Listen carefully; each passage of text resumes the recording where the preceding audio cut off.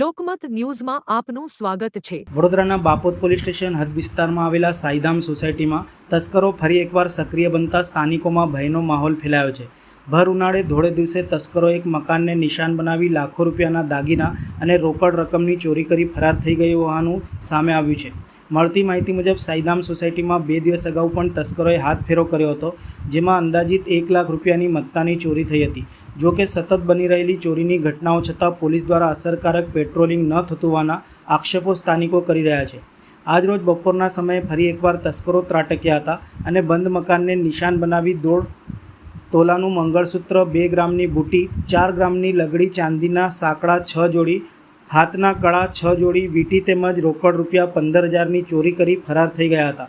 કુલ મળીને અંદાજિત 3 લાખ રૂપિયાની મત્તા ચોરાઈ હોવાનું જાણવા મળ્યું હતું। સ્થાનિકોના આક્ષેપ મુજબ બાપોદ પોલીસ સ્ટેશનમાં ફરિયાદ નોંધાવ્યા છતાં પોલીસની ટીમ લાંબા સમય સુધી ઘટના સ્થળે પહોંચી ન હતી, જેને લઈને લોકોમાં ભારે રોષ જોવા મળી રહ્યો છે। સ્થાનિકોએ વધુમાં જણાવ્યું હતું કે રાત્રિના સમયે પોલીસ પેટ્રોલિંગના જે દાવા કરવામાં આવે છે તે માત્ર કાગળ ઉપર જ સાબિત થઈ રહ્યા છે। સતત બની રહેલી ચોરીની ઘટનાઓના કારણે સાઈધામ સોસાયટીના રહીશોમાં ભય અને અસુરક્ષાની લાગણી વ્યાપી છે।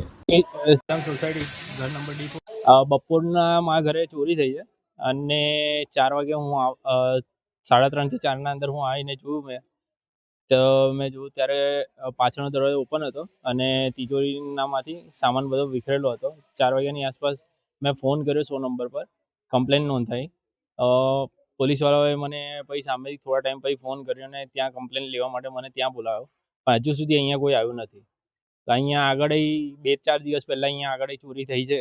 આ અવનવર બનાવ બન્યા કરે છે અહીંયા, તો જેના કારણે પોલીસ ખાસ કાર્યવાહી કરે અને જે અત્યારે અમારું જે નુકસાન થયું છે એના કાર્યવાહી કરે અને એનું અમને શું કહેવાય વળતર અપાવે। ચોરની ધરપકડ કરે। કયા પોલીસ સ્ટેશનમાં તમે ફરિયાદ નોંધી? બાપોદ પોલીસ સ્ટેશનમાં। બાપોદ દિવસ દરમિયાન કેવી રીતે શું શું એટલે આ તો ગંભીર જ કહેવાય, કારણ કે આ અત્યારે બીજો કેસ આવો થયો છે, કારણ કે 4 દિવસ પહેલાં જ અમારા અહીંયા સોસાયટીમાં બીજી એક આગળ સેમ જ ચોરી થઈ છે। એમને એવું જ હતું કે પાછળથી જ દરવાજો એમને તોડેલો છે અને અમારો ઘરનો પાછળથી જ દરવાજો તોડેલો છે। શું તમને લાગે છે કોઈ જાણબૂજીનો હાથ હોય એવું?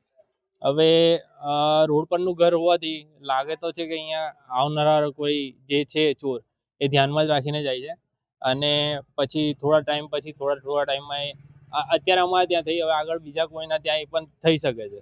તમે ક્યાં ગયેલા અને તમને કેવી રીતે જાણ થઈ?